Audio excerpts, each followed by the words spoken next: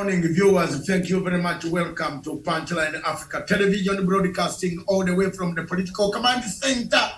Wherever we are in the world, thank you very much. Across the universe, those watching us, this is Punchline Africa Television, the only television south of Sahara, sub-Saharan Africa, that talks much about Africa. And today, our topic is very good, very important: security. The security of Africa. Security watch. We are also security watchmen of this continent. We want to see the trouble spots where security is being breached. Bombs are coming out in churches. Al-Shabaab is being taken out in some areas in Somalia. These are the things that we keep on jogging. And give me the link. And give me the link. Send me the link. Good morning, Africa. Across in Nairobi.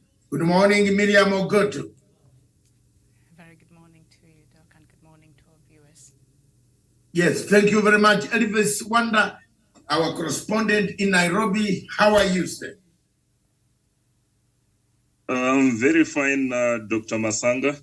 I can see you are fine. Actually, it belongs in the sunshine of the East and the Central Africa near the equator. How many miles away from the equator yourself? Nanyuki is very far, is where the equator passes. If you ask some primary school or senior secondary school students where the sun is heading today, they have forgotten. They will say it is in Cancer, the Tropic of Cancer. No, it's the Tropic of Capricorn. Good morning, Africa. And this show, this television, is here to educate people. Send me the link. Thank you very much. Let's begin with Miriam giving us, doing the housekeeping, housewarming. Thank you very much for the link, housewarming. But our topic before Miriam comes in is very important topic. Don't miss. Get the pen, sit down, and listen to this. Look at the story, cross-check. We shall be looking at the global security.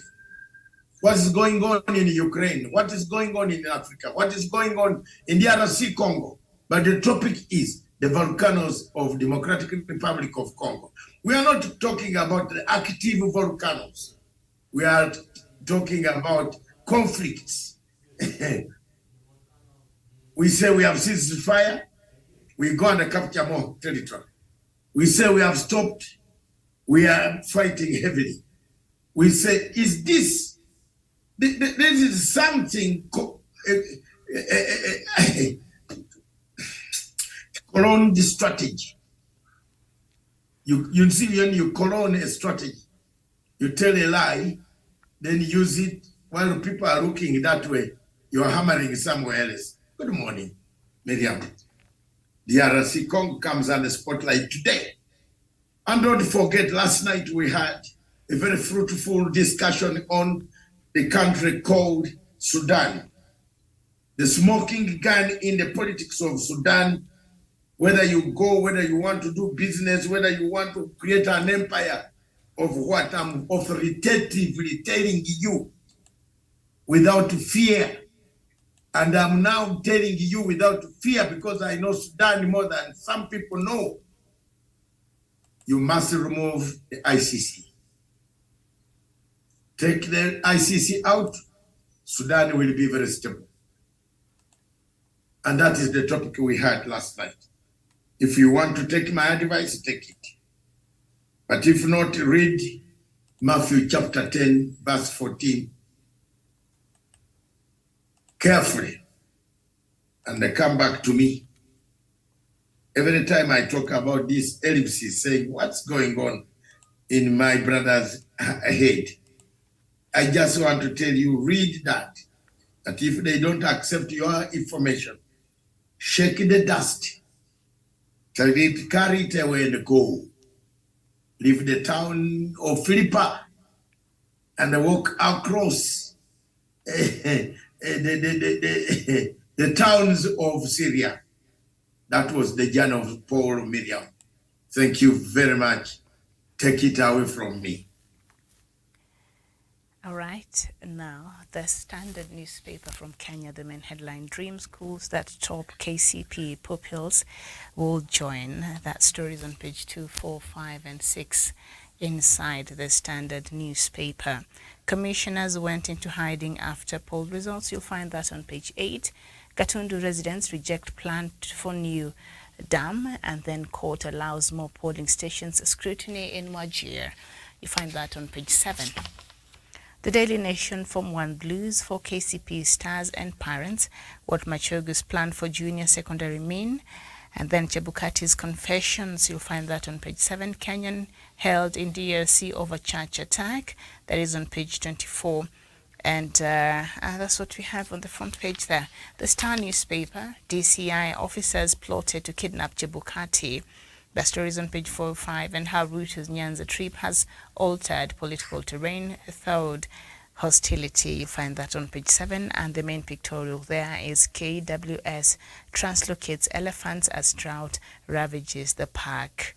And then Kenyan arrested for planning DRC church bombing that left 10 dead. And he's there. His name is Abdi Rizak Mukhtar Gerad from Wajir County. The story is on page 2.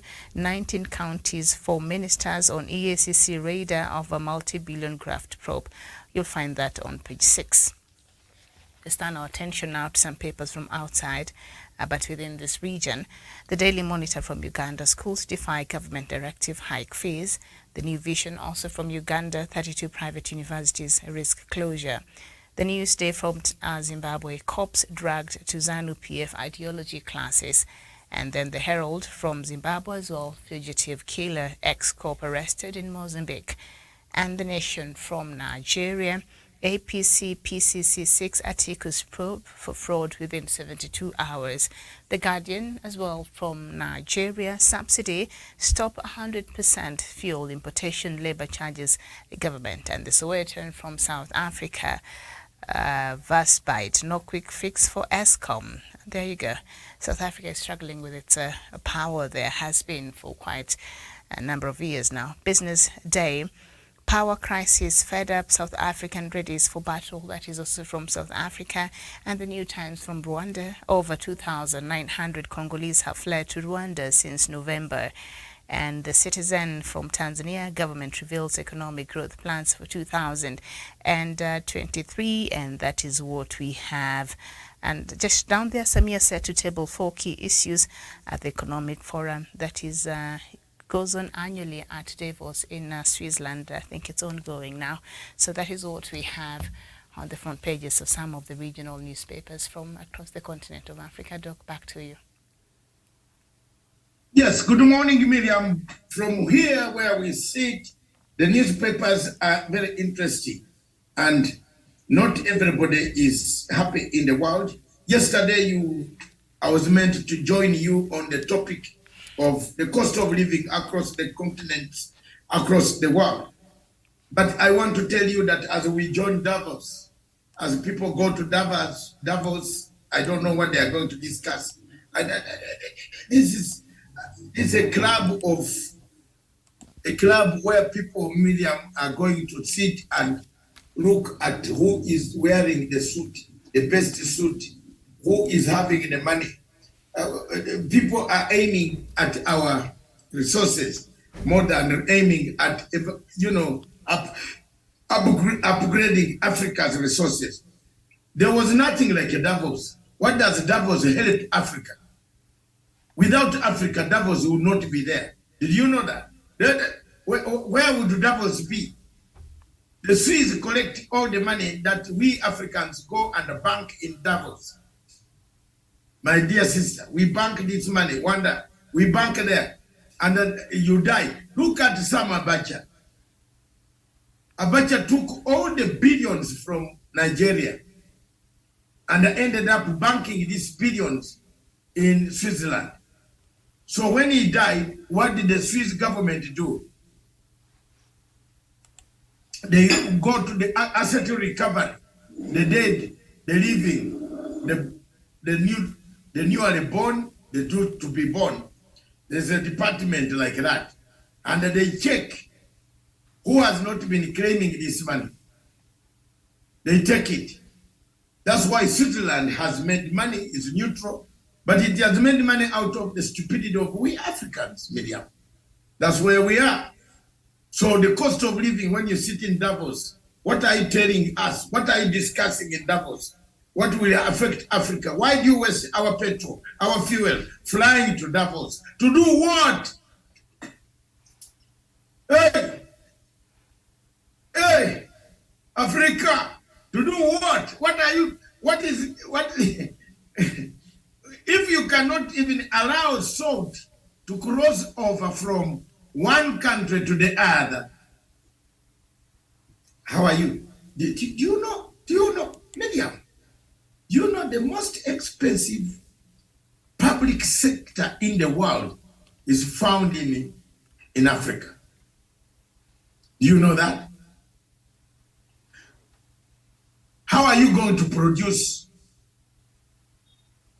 even if you take a loan, when one tablet of Panadol, how much does it cost in Kenya? You need 2 in order for headache to go down. How much is that? I think about 15 Kenya shillings, I guess. 15 Kenya shillings, that is 30 Kenya shillings. No, 15, there are people, 15 for the pair, I believe. For pair, There are people, Miriam, in the name of God, who cannot afford that Panadol. If I'm wrong, cut my fingers. And the malaria has come. You cut them now. Cut them, they're here. Don't pretend to be doing theories for people. There are people in Africa who cannot afford 15 shillings of Panadol, which is going to clear so that you can be able to move from one position to the other. Africa, wake up, please. Clean the public sector. I've written it on my, Wanda, now you are my friend on Facebook. You can check that. I've written, I'm not worried about people criticizing me. You can go and tell lies about Matanga. But there's the Matanga you really know, you will find, you meet, is different. Tell lies to survive if you want. But don't tell lies to damage my name for nothing. I have done something for Africa. I'm just pleading for Africa. I've stayed in the metros of Europe for 38 years. At least I've learned something that I can impart to the African people. That if we do this, we can clean the public sector. Even if you lend people money, if you have a dead health system, people who are not healthy cannot work. People who cannot buy medicine. People who cannot. You know, if you take a patient of cancer in Kenyatta Hospital or Mulago Hospital, they will tell you to sell all the property you have. Whereas in India, the cost of the Indian treatment is much lower than the cost of your own original place. Why? They even end up detaining your dead body. Why do we talk about the English newspapers anyway? Let's talk about these things that are killing us, media. Why do we detain dead bodies of people? A person is dead. Why don't we put an insurance cover that covers such people to go home? A dead man staying in the mortuary, in a city mortuary for 1 year, 2 years. Do you know that there are dead bodies in African mortuaries that have been there detained because they have not paid bills? If I'm wrong again, cut my fingers, they are here. Miriam, if I'm wrong, I'm not saying in Kenya, I'm saying the whole Africa. There are people who are dead, who have been in a mortuary, not because there's a court order, but the people cannot afford to bury them. What does it go to tell you? Public sector is dead. The African public sector is dead.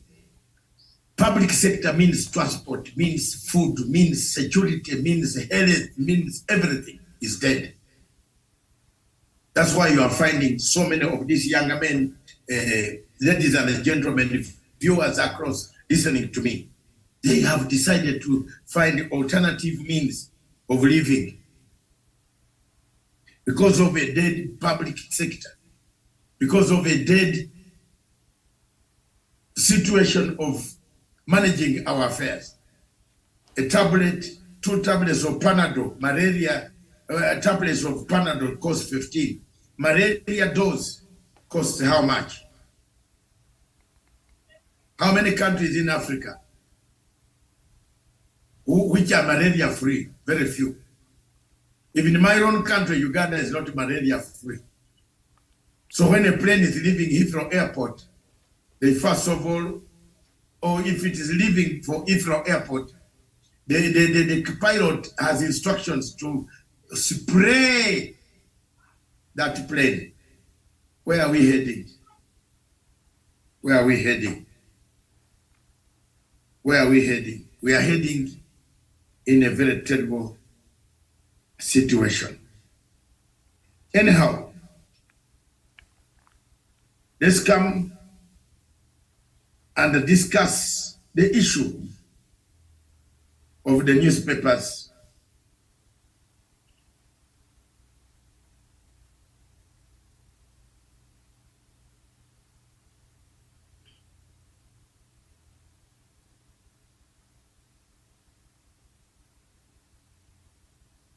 Of Britain, shaming of the Metropolitan Police. Armed police officer in one of Britain's worst serial rapists. They come with guns. That is the independent newspaper of Britain. The Guardian says the Metropolitan Police officer admits brutal campaign of rape and terror. They usually feast on people when they want. They are called out armed. You cannot refuse when you are armed. We have failed. It should not have been an officer.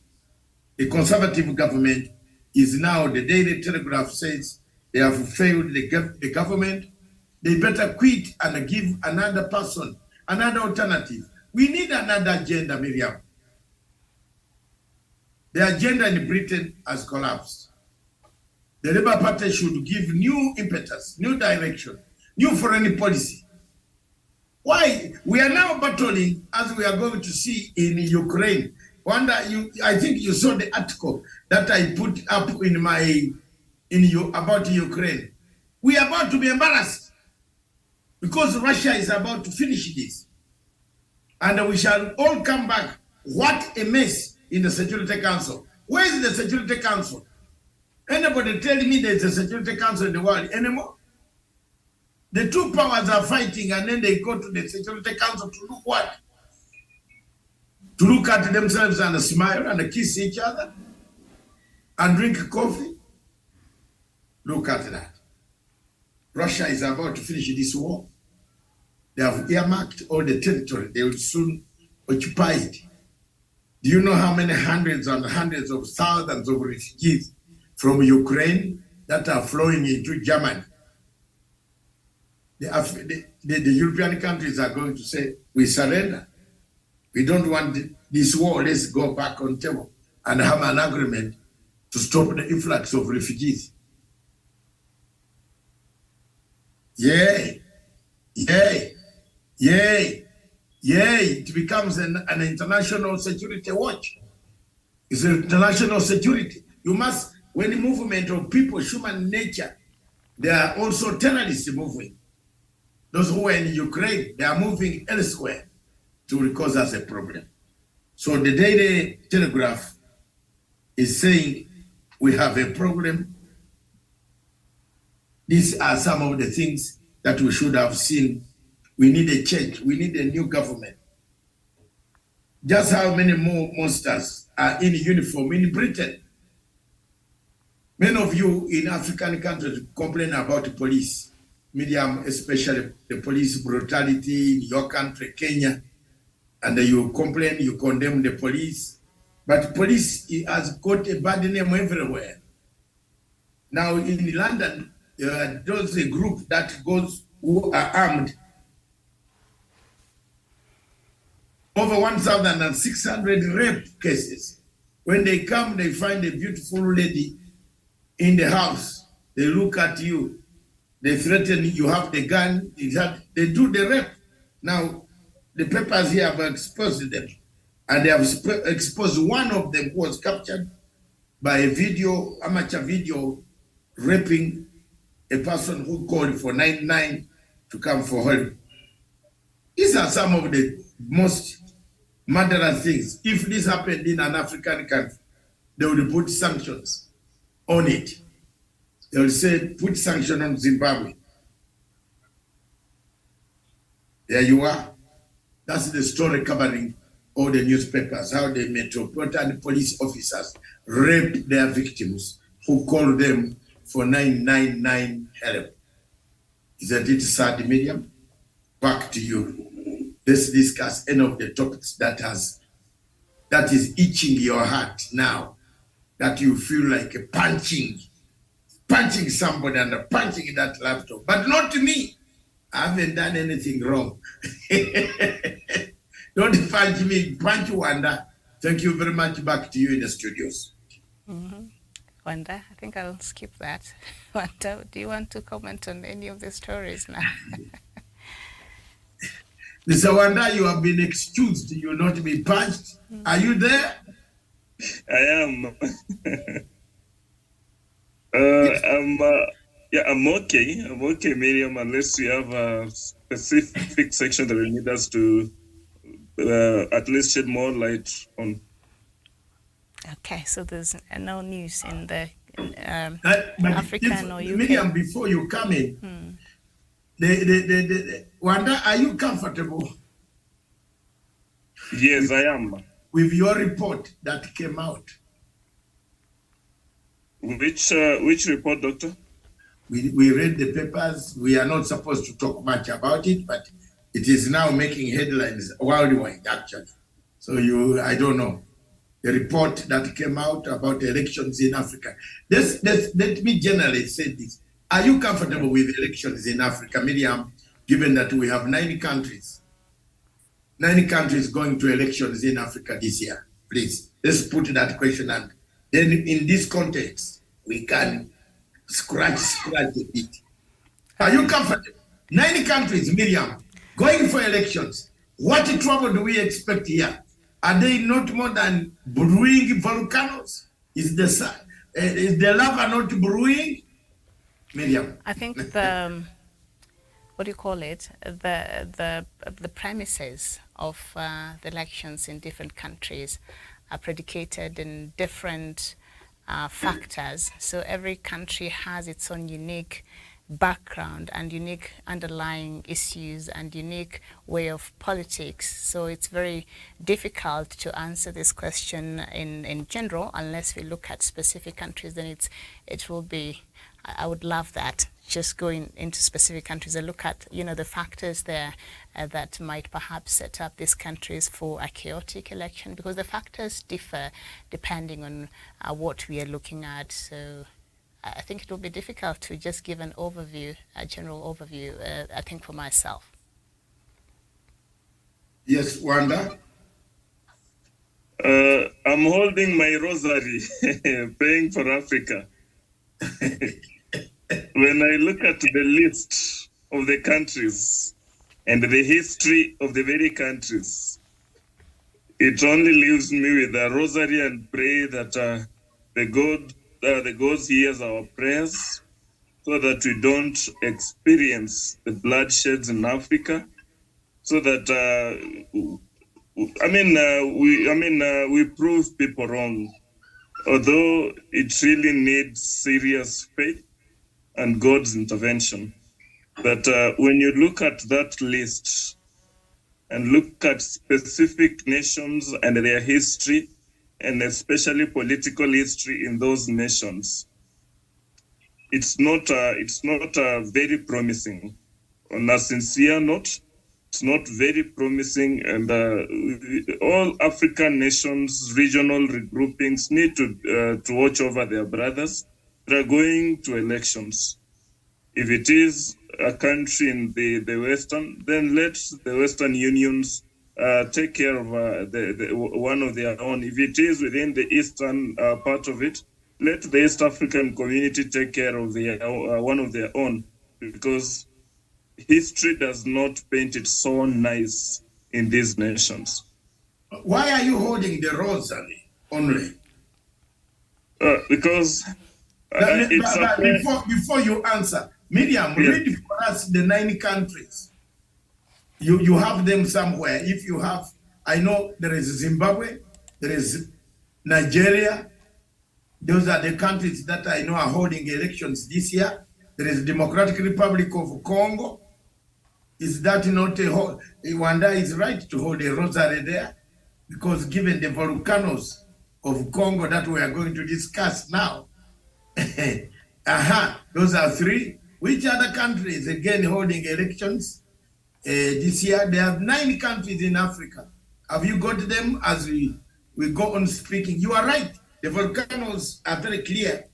And I will tell you, Miriam might say different backgrounds. You can't profile them altogether. But I will tell you one thing that will now shock you, Miriam. The product of all those elections, all of them, the product is one. You can make a tire for a bicycle tire or car tire. You can use rubber, but use other equipment to reach to the tire. But the product remains the same. And that product is called what? For this case of elections, violence. Thank you. I rest my case. You tell me that the elections in Democratic Republic of Congo will be accepted by the loser. Tell me that the elections in Zimbabwe will be accepted by the loser, Mr. Chamisa. You are ready to read me the 9 countries now? I'm looking for them almost. You don't have them? They will come. When they come, you interrupt and you can come in anytime, read for us. So, Rwanda and Miriam, that is the elections of Africa we have. The underlining denominator, the common denominator in all the countries that are going to hold elections this year is, the other one is Gabon. I'm remembering, yes, Gabon. Pitting the same old friends who are under the Jinping and the Gabonese president. You see,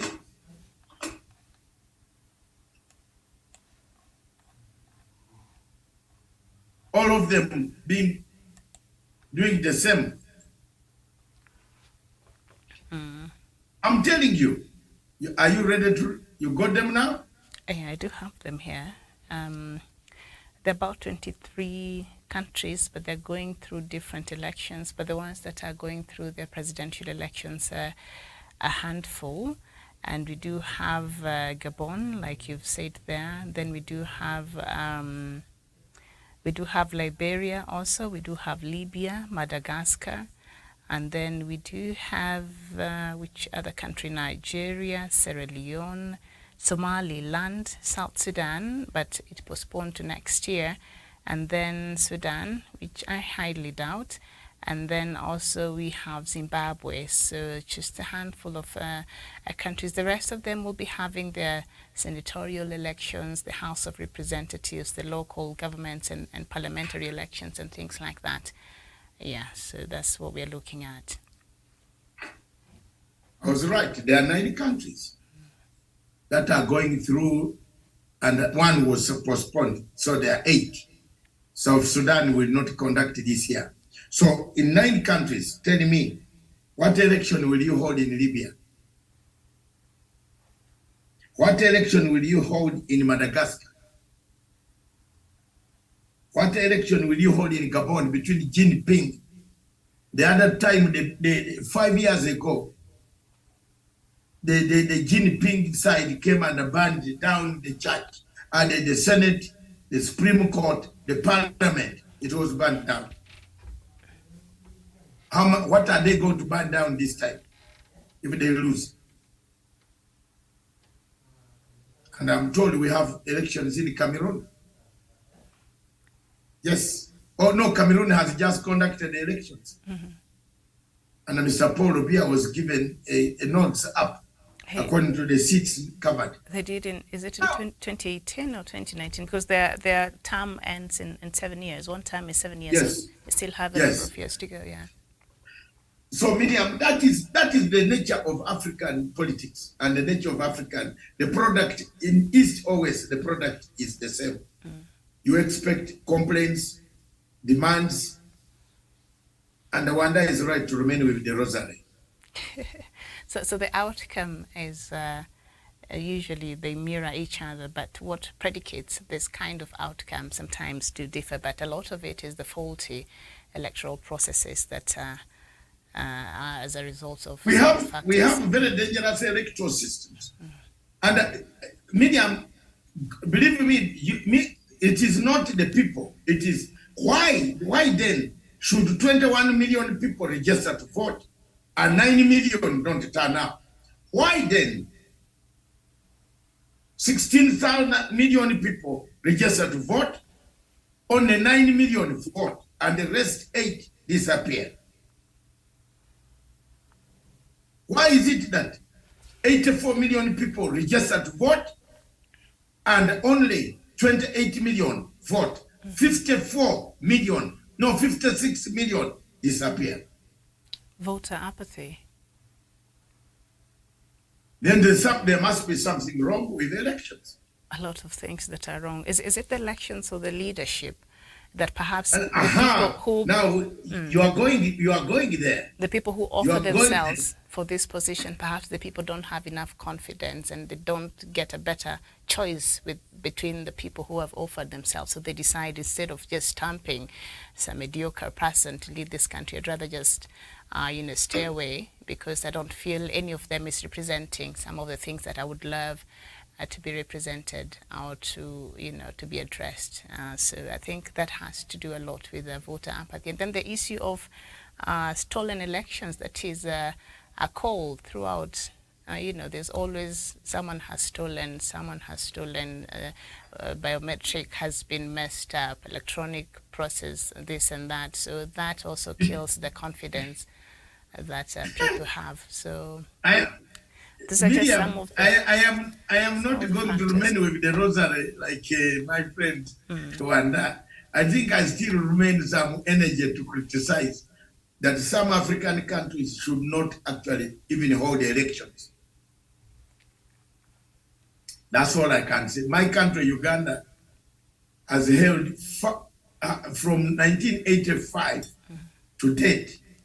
Uganda has held more than 8 elections, presidential. I think, but media. Doc, there's an example you keep giving for the democracies that have matured. They've taken so many years for them to be where they are today, for the systems of UK to work the way they work today. It has taken so many years, and I think in the initial stages, they might have been experiencing different challenges based on the times that were, and the US and countries like that. So I think with us just struggling with this democracy, because we have accepted this is how we want to run our affairs, then we have to keep struggling. We can't give up until we get it right. We have to keep doing it until perhaps that is what I've been saying. the coming generations. That's what I've been saying all along. That Britain has struggled for 1,900 years. Yes. So as we just started, we're not even a quarter way. So we have to. But keep... if you have started by doing wrongly, can you end up doing it right? I'm sure they were also doing wrongly at the start. They didn't get it right. I am coming to a point to say we kill first. Why don't we be honest? We want to stop corruption. We have to kill people. There are some people in Africa who need to be killed. Then don't give an example, Miriam, of Singapore. Are you not ashamed as an African leader to say, you see, we started with Singapore on the same level, and now we have a problem. Singapore put people on firing squad. Hello. And a lot of our leaders like quoting Singapore. That is the wonderful part. We should not quote Singapore. Let's just say. And South Korea. At least, no, listen. My point here is this. The country called Kenya, the democracy, the space in Kenya, no African country has got that space. And I give a credit to the people of Kenya. Take it from me, from the bottom of my heart, without fear. I'm telling you, there is huge democratic space in the Republic of Kenya. And thanks to the leaders, thanks to current President William Ruto and his former president Uhuru Kenyatta and the Kibaki, the late, all of those, they brought a huge space of democratic space. It is there. Kenya is the only country in sub-Saharan Africa, amongst the countries near the equator, that does not have political prisoners. You can't find a political prisoner in committee, but you can find a thief in committee, who even when he's even in committee, is stealing your bundles from your phone. That is very good. No, that's okay. But go to other countries. Go to my country. Yes, let's go to Congo. Move to Eritrea. Go to Addis Ababa. Let's tuzungumze ya haki ya jamii.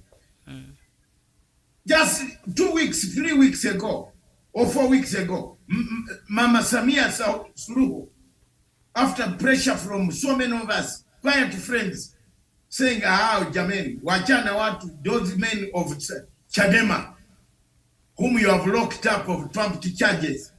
Wachawa. Isn't it one reason that she released all political parties and already go on a campaign? Go to Zimbabwe, my country, the favorite that I defend. There is a political prisoner there. 20 of them. He has made headlines. He's an MP. He's in jail. There are over 20 of them that were arrested. Yes. Now, look here.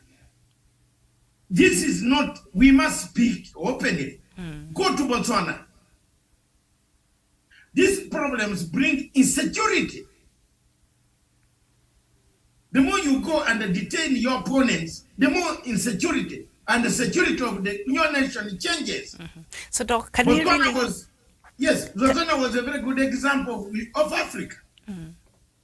But look the way Masisi has turned on his former friend and issuing stupid warrants that cannot be effected by even a maggot. A man who is an army general, you accuse him of having a firearm without a license. Surely, is this Africa? A man was a major general in the army, and you think he can afford not to have a license? Some of these, some leaders in Africa behave worse than Emperor Nero. So, Doc, do we blame the democracy, or the system that is democracy, or do you blame the people who are in charge of the system? Because you see, depending on who is in power, then I think the personality or how they choose to apply the things as far as democracy is concerned. So is it the system of democracy that is faulty, or is it the people who we give permission? And you very well mentioned Kenya there, and how the current president and the past have worked in protecting our democracy. Kenyans fought for this. Kenyans fought, and even in Uganda, Doc, one day people will get tired. I tell you, one day people will get tired, and they will yearn for change, and they will take action. We're not inciting anybody, or we're not saying anything, because they're things that just happen, naturally. So, and even across the world, who would have thought you would see protests in China? We saw them. People had enough of being locked up. People had enough, and in Iran, and you see the protests are ongoing. So you can't forever control human beings. That's how we are meant to change, and we are meant to adopt. So if you keep trying to put them in a mold, it comes to a point you can't really contain them anymore. So I don't know if it is the democracy system that has a problem, or the people who are in charge of these systems in different times that now use the democracy itself to cause trouble to the rest of us? The lack of space. The answer is space. There's no space for functioning. Is there space for functioning in my country, Uganda? No. Is there space? No. If you don't belong, you can't get a loan. For example, if you don't have certain features. This year I'm going to speak frankly. Let those who don't like me, or kill me, then I can die. But what will God have? What will God ask me when I'm before those people? When I'm before God saying, but why didn't you speak? There's no breathing space. In some countries in Africa, there's no breathing space. Hakuna. The only place where there's breathing space in Africa, which I have seen and experienced, is Kenya. There's breathing space in Kenya. People go to the newspapers and they criticize the government. They call the president names. They call ministers names. They call the opposition leader names. And nobody is going to come knocking on your door. Yes, Wanda, you have called names before. Have you been knocked on the door? No. But there are some countries in Africa where you don't even tell the president that he is sneezing in public. That you, sir, put a handkerchief. You are done. Hey, you are done. Where a handkerchief? No, excuse me. This is happening in Africa somewhere. Hello. Well, no. It is happening in Africa. And Jermaine, if we don't speak about these bad behaviors, they will kill our children. Yeah, you'll serve 7 years. If you're in Rwanda or even Uganda, you'll serve 7 years in jail. How can you explain a country which has no ballot papers but has bullet papers? That's what Otto is saying. That's South Sudan. South Sudan says it has no ballot papers to conduct an election. Is that not a form of insecurity you are creating? South Sudan, as we speak right now, is in a very terrible dilemma. That's why they had to postpone the election, because they don't have ballot papers, but they have bullet papers. Dog, South Sudan is a very special case. If they wanted ballot papers, the European Union would bring a... No, they have bullet papers. Bullet papers. And they don't even have enough of those bullets anyway. It's very scarce. The soldiers who graduated over the weekend did not even have let me get your view, because you are the only one who remained with the rosary. I and the media went in to analyze. Look at Biafra. Look at Nigeria. Yesterday, I was on a Twitter space. A very senior Nigerian official, a senior in government, came on the space and said, Matanga, can you shout, please, louder? They have brought special army units down in southeastern Nigeria to voter suppress the population, not to exercise their rights of the candidate they want. Buhari wants a certain candidate, and he has used the army in southeastern places for the popular candidate who would beat Buhari's candidate, not to win. The man was telling me on the, please help us. Help us. You have been talking, and we liked the way you worked on Mr. Paul Biya papers that he can't step in London. Yes. Paul Biya can fly into Switzerland, but not London. Walai ya Mungu, na I swear, it didn't hear. The mkono iko hapa. Aingie London, hawezi kutoka, atakufia huko kwa kitanda in one of the hospitals. Where? This is what we are going to do to these dictators. Ngoja. Just wait. Ngoja. Because we went to school to help people. Miriam, you tell me, what am I? Why should I carry a title called a doctor when I'm not helping my people? I studied political science. I know everybody. I know the tools. I know the routes in London. How I can file an application. Why are we having these guys coming to have treatment when they have destroyed their public sector in Africa? They have killed the public sector where a Panadol is more expensive than a fly. Because a fly you can catch quickly. One day a fly inakuja kwa mkono na head. Lakini Panadol Africa, there are places in Africa. Haki ya Mungu, Miriam, I'm telling you, a man can have the pain for over 6 days and he can't afford a Panadol. That's how pathetic it is. It is very pathetic, I agree. Very pathetic. And then you find a gentleman eating 5-course meal. Without shame. Without shame. With the money stolen from the public that is meant to buy that medicine. Yes, and telling people, I have just arrived from Maputo, Mozambique. Gracious David. I said, gracious David, my friend.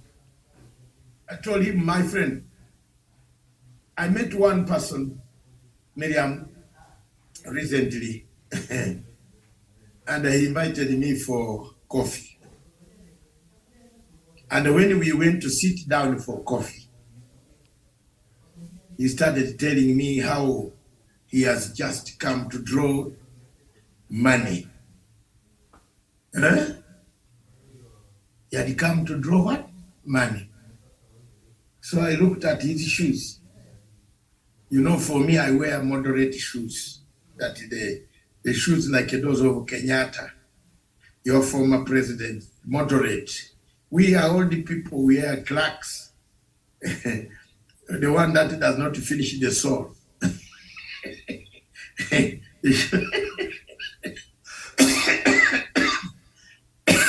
So I looked at his shoe. You know, it was a snake skin. Miriam, you know, you have never seen people like this enough in the world. I have seen many. I looked at this guy. When he walked up, that, you know, he had a bag, a small bag like this. Have you seen this? He put it down there, then he went to the toilet. While he was going to the toilet, I looked under his shoes. Hey, the shoe looked like a snake. You know this? Eh? They look. Oh no, Jesus. Forget. Sorry. Miriam, he came back, he told me, you see, have you looked at my shoes? I said, no. I asked him, what type of shoes are these? He said, oh, these shoes are 44,000 pounds. Are you hearing me? He said 44,000 pounds. I said, I've just received an urgent call. I have a meeting with one of my lawyers before I do something. I will see you later. Me, honestly, he said, are you not taking a tea? I said, no, look, let me call you once I've finished with those, because the person is at the station in the St. Pancras station and doesn't know where to reach, how to reach here. Please let me. You know what? Let me come back. I went, I sat in another car and I said, and in fact, that is where I lost in that panic, I lost my glasses. Wanda. Because I did it, the way I got out, I was thinking of a snake shoe. I think I threw the. So, Miriam, in a nutshell, our public sector in Africa creates insecurity. The public sector breeds violence. The public sector gives recruiting grounds for terrorists to join the giving ground of recruiters who recruit our younger men to go and kill people. So time is come when we are discussing these things to widen the scope, Miriam, to discuss and widen the scope and tell the world that this is what you should do. It is not business alone. Even if you pump in money, if the public sector is wrong, it is wrong. If your hospital is charging more than the hospital in India, then you have a problem. I'm telling you. Mm-hmm. Then we have people who are going to be detained. I don't want to mention the other incident where I felt so bad. I did not even want to make any more comments. When you have a very prominent person being left appealing for a bill under bill number, pay bill number. No. Yes? Wanda, are we together? Yes, I'm here. We are together. Yes, I can see. I hope you are not being squeezed by something. No. So that is my submission. And the medium, the end product of all this is insecurity. That's why I wanted us to bring all this, the background, then come to the volcanoes of Democratic Republic of Congo, which you have rightly some background notes. M23 is playing hot and cold. It creates a volcano, it silences it, it moves to capture territory. Are we sincere about this peace process in the DRC Congo? Let's go to it now. Back to you, Miriam.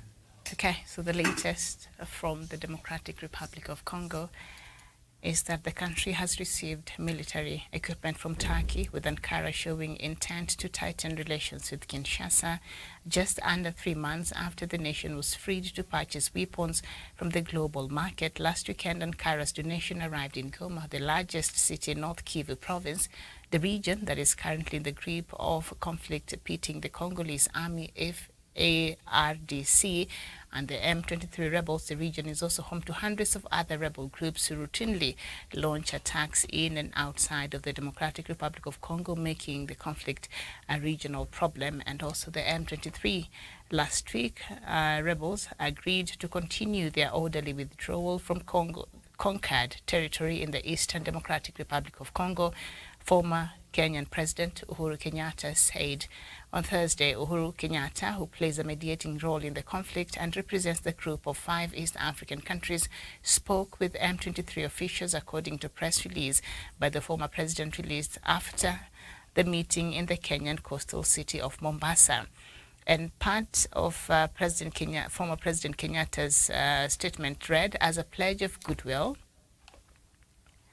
to work towards a settlement in North Kivu. The M23 leaders have agreed to continue their orderly withdrawal and to respect a strict ceasefire. They also agreed to continue to respect and cooperate with the East African Regional Force, which has begun to take control of the areas from which the M23 has just withdrawn. These withdrawals of the M23 follow the decisions of a summit which on November 23rd in Luanda had asked for a ceasefire and the departure of the rebels from the areas conquered for a year. So that is the latest there, Doc. Thank you very much, Miriam. The M23 came to Kenya and met the former President Uhuru Muigai Kenyatta. They promised to honor the ceasefire and to accept the Angola Peace Initiative together with East African Community Peace Initiative. But the viewers, those who might come across this clip, will wonder that this is not the case. So many different things are happening in the volcanoes of Congo.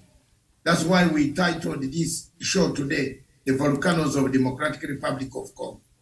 Not the real volcanoes of mountains erupting or the lava coming out of the mountains. It's the fighting that is taking different positions different scales. It is now very clear that a few days ago, over 14 people died in a church while praying on a Sunday.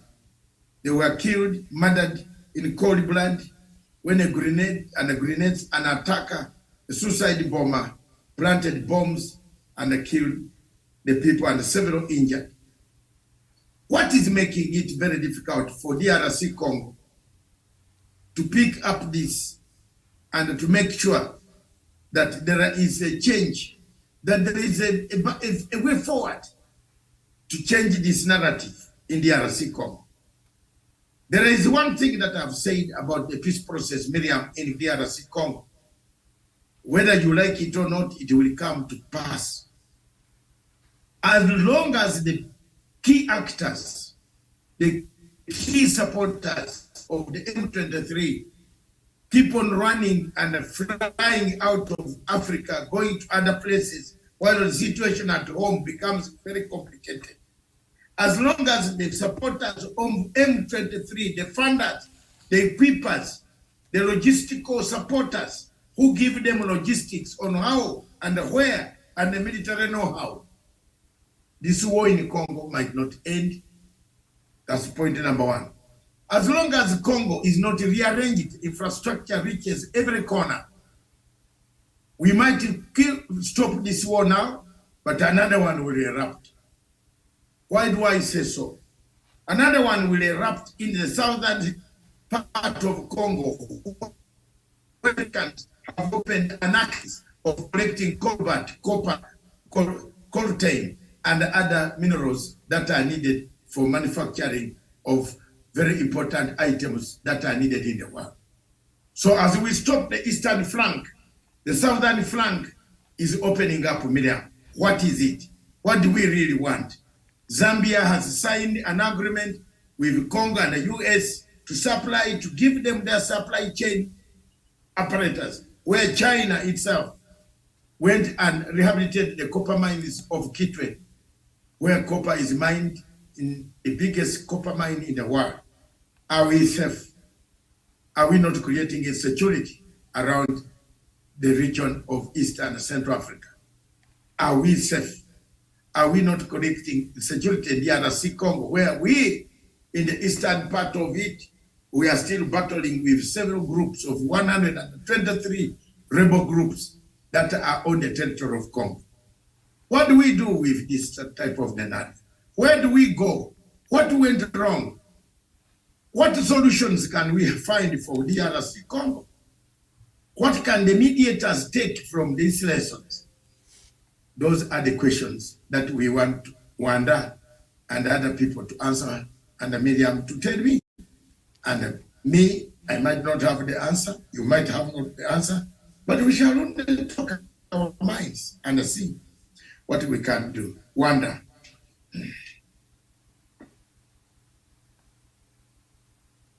And unmute. Sorry. Thank you so much. When you look into this conflict in the DRC Congo, and it's very true that when the eastern cools, the southern will peak, and we'll keep on then having.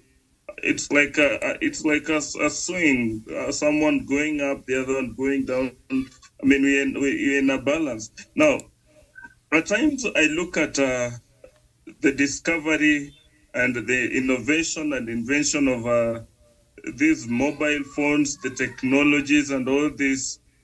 Then I look at people and feel like those two are the reasons why we keep on struggling and having this conflict. Like when the mobile phones and everything peaked, then that discovery, invention, knowing that for us to flourish, for all this to work, then the minerals in Congo will help us do all this. Then the conflict probably ended up being catalyzed.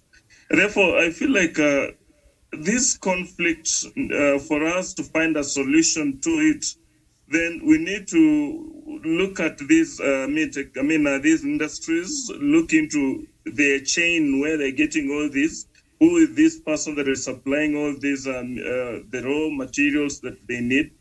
Then probably we start holding people into account.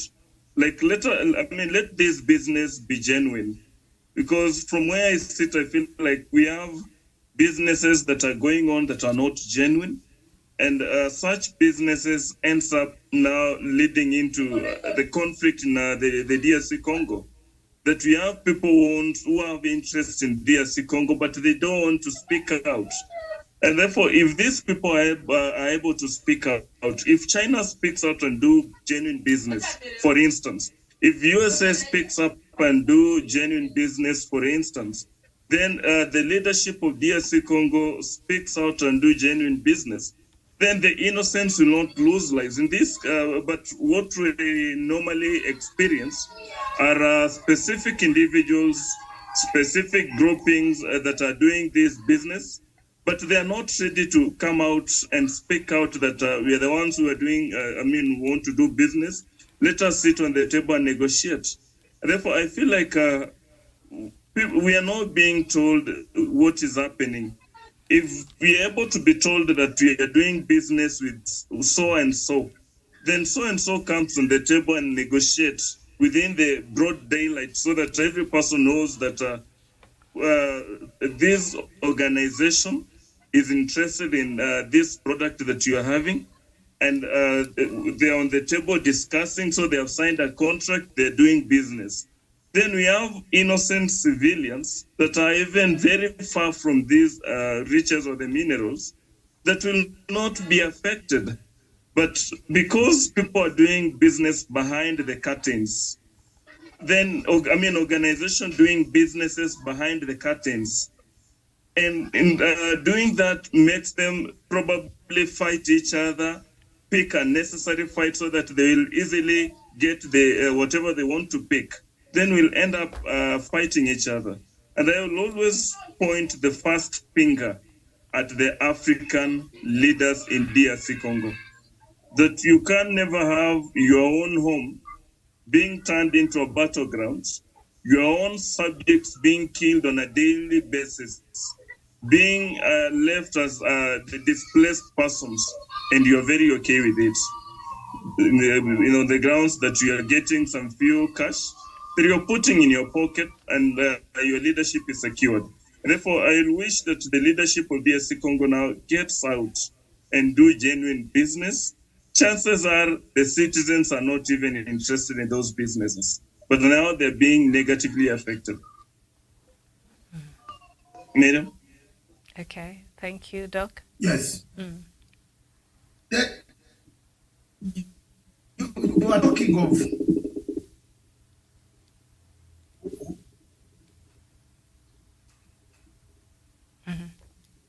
We can hear you. Are we okay? Yes.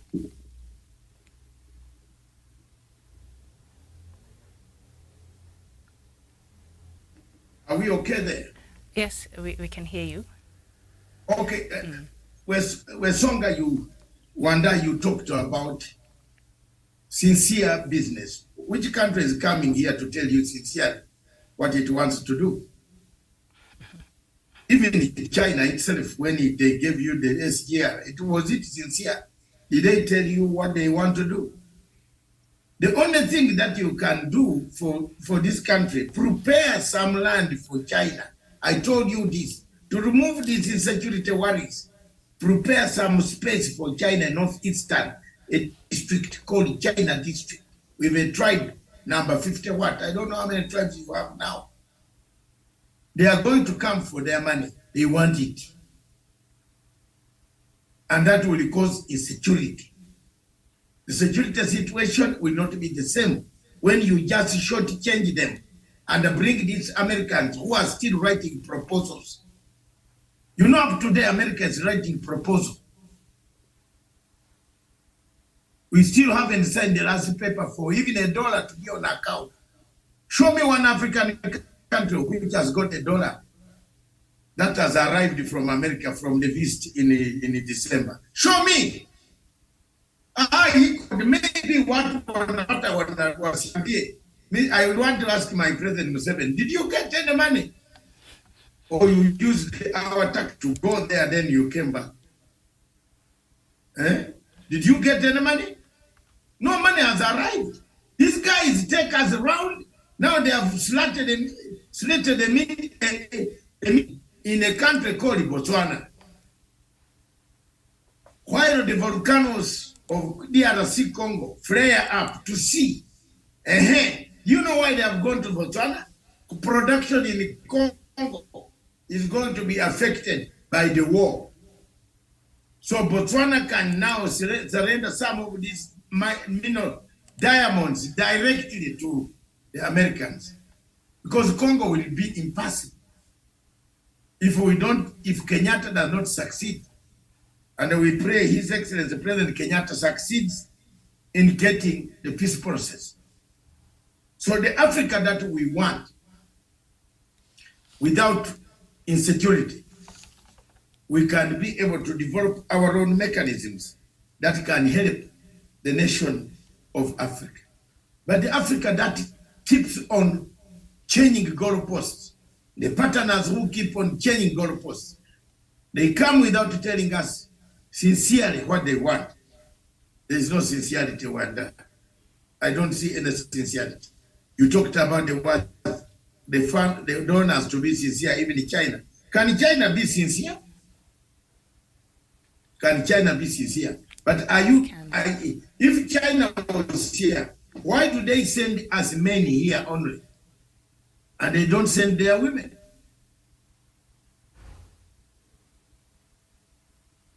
You know, that, yeah, I'm asking a question, Wanda.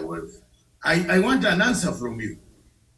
Why does China send us men only?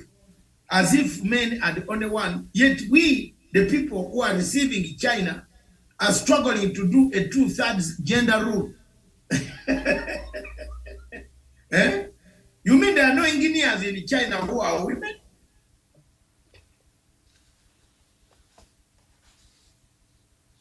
Have we seen the security network we are getting involved in? So the men are very active, not only in Kenya, in all parts of Africa. Chinese men are very active. They are producing children. 10 years to come, we shall have, 20 years to come, we have a big tribe of China on this continent of Africa. Have you planned for it? So that's why it is better to come out clean and say, as you have said, be sincere and tell us exactly what you want. Because you cannot come in the disguise of building railway while you are also being very active on another front, producing children at a double rate. That will make us have a Chinese tribe.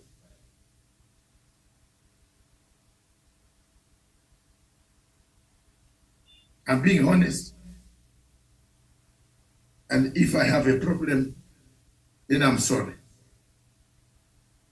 The insecurity that we see, the volcanoes that we see erupting, insecurity, is as a result of the Western external and the Eastern external influence on Democratic Republic of Congo. I submit. Very well. And can I resubmit properly?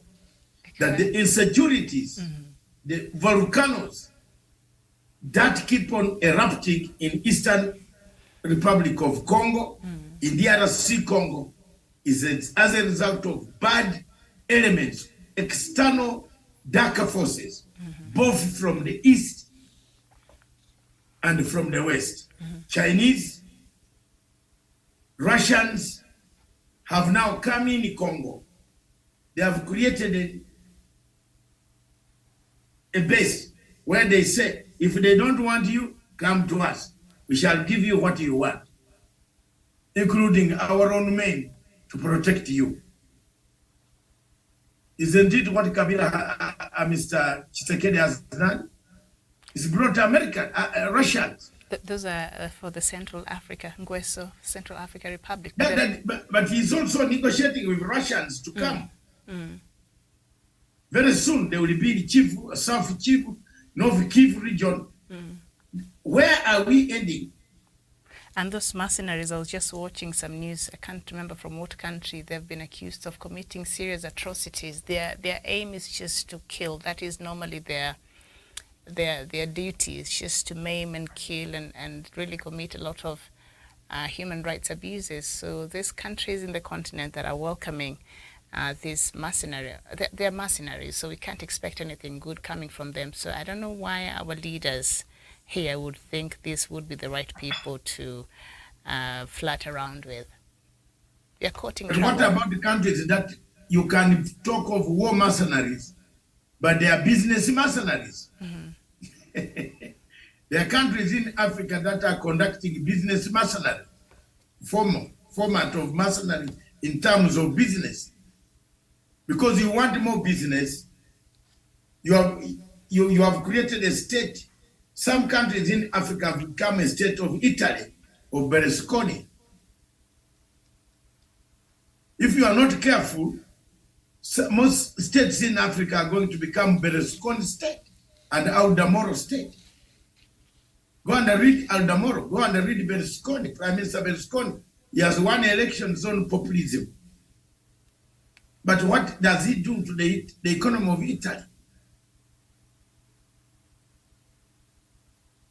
What has happened to the Italians? Italians have resorted to a mafia system to operate.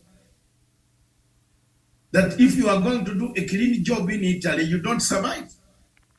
That even a company which is, liquidated, it has been bankrupt, it is allowed to operate. You mean like that one that... Isn't it a mafia? Yes, isn't it a mafia state? It is, and they just arrested one of the key mafia who's running a mafia syndicate. I think I was watching it on CNN yesterday in the evening. Yes. The government is arresting because now they have got enough of using him. That's why they have arrested him, exposed him. Is about 80 something. He's going to see the maker very soon. What's the use of putting this Rwandese Kabuga on trial? What will you get out of Kabuga? When he's almost done with his life. What will you get, Mr. Wanda? Maybe you know you're a historian, you have some things that are hidden in the pocket. Tell us, what will you get out of Mr. Kabuga if you put him on trial? Sentence him to what? Definitely there's nothing. There's nothing at all that you get from such a person. And I think they're only being hypocritical. They're trying to they're trying to pretend that they care so much about human rights and such things. And it has always been evident that they will abuse human rights, but they will be the very first persons to point a finger at others and remind them about human rights. And human rights at times tend only to be violated in Africa, but not in the rest of the world. Therefore, I think it's only, it's a pretense, it's hypocritical, because there is nothing at all that you get from such a person. And then it would be funny that when such a person is still energetic, they'll use that person. But when this person is almost the end of their lifespan or their time here on earth, then they are perceived to be violators of human rights. And at that point, they want to tell us on how much they care about human rights. Therefore, as Miriam puts it, and as Doctor, you're putting it, there is completely nothing that you get from such a person. It's completely zero, and it makes no sense struggling with a person of such. A person at that age, and probably I look into the African leaders. Then I'll wonder the kind of education we normally get and the impact it has on our people. That someone goes to school and spends so many years in classrooms. Then the outcome of it, we are still not solving the issues that we have. We get into positions of leadership. Then we don't put into effect the kind of education that we had. I also look at us as a continent, as a people. Don't we know how to blacklist some of our own? Then we limit them. Like we have these nations, these individuals that are doing all these, that are messing their countries, the regions, but we still give them leadership position in the African Union. Don't we know how to blacklist some of our nations? Then, in so blacklisting, we end up sounding a warning to the rest of the world that we want to come and work with them, so that we start disciplining and uplift the moral authority, the morals in the continent. That's a very pertinent question you're asking there, I wonder. And we have to remember right now, Russia's economy is really suffering. It has been suffering, and with this war, with COVID, and then this war, the invasion in Ukraine, its economy has been hit because it doesn't get to supply its oil and gases to the rest of the world as it used to. So you can look at, maybe I'm being a Marxist here, but you can look at its renewed interest in Africa in a perspective that perhaps Russia now is looking for ways to get more means of income. I saw a story in Burkina Faso. I'm not saying it's Russia who made Burkina Faso to severe ties with France, because France was equally taking advantage of that country. But immediately France left, or immediately the relationship, France hasn't left, but immediately the relationship was severed. The Russian mining companies came in and they took hold of key mining sectors. When you look at these other countries that they have a presence, in Central African Republic, and now which other countries? Several other countries across the continent. And Sudan as well. Buran, the army general, has been looking to work with them. So they don't go to a place where there's nothing for them.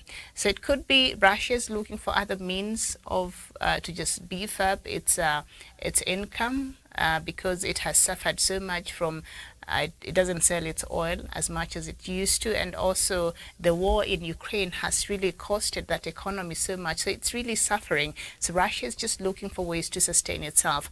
And Wanda, just going back to the question you've asked, why can't we, is that too difficult for us to see, for our leaders in this continent to see? Because sometimes we look at these things and how they play out, and you wonder, do we have people with some brains in the name of leaders in this continent that they really can't see something for what it really is?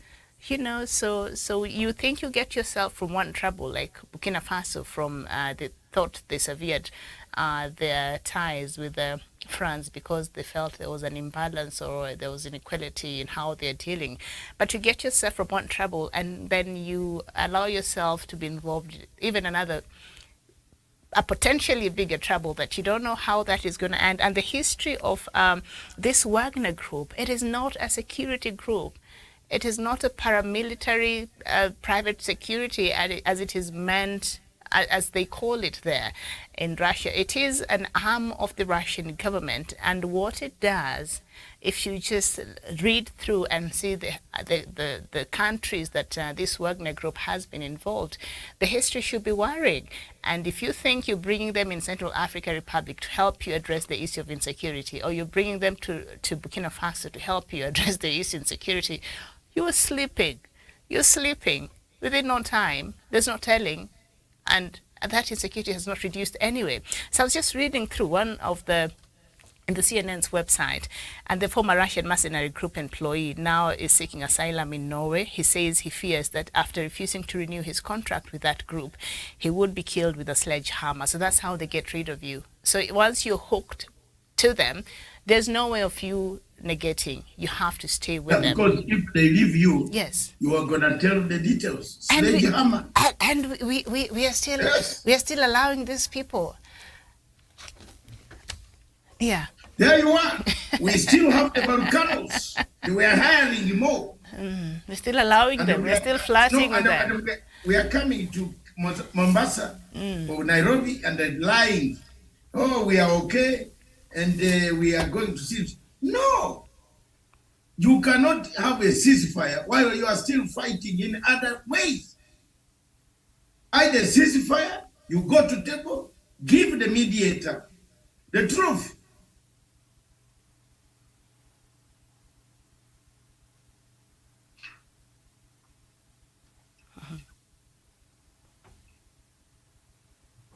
Or it becomes difficult.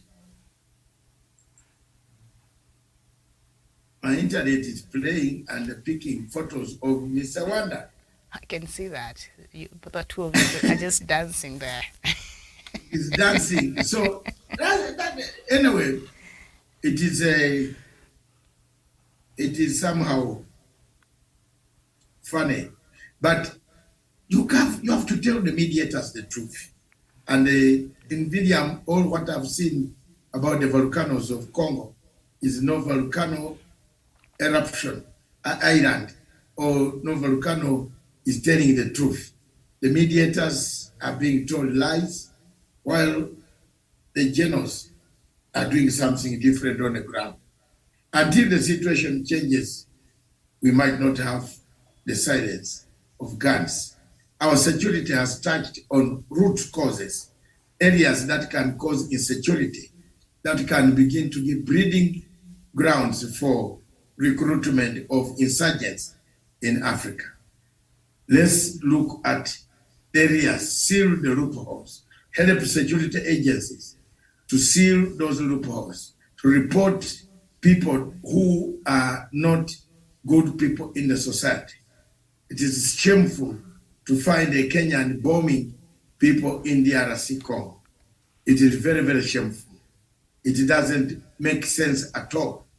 Sure, if you cross all these borders, leave Kenya and go and kill people in the Democratic Republic of Congo, it is sad.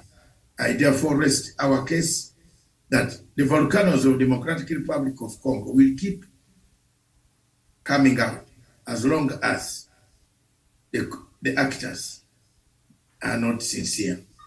And the actors of DRC Congo, Miriam, are not sincere. We rest our case. Thank you.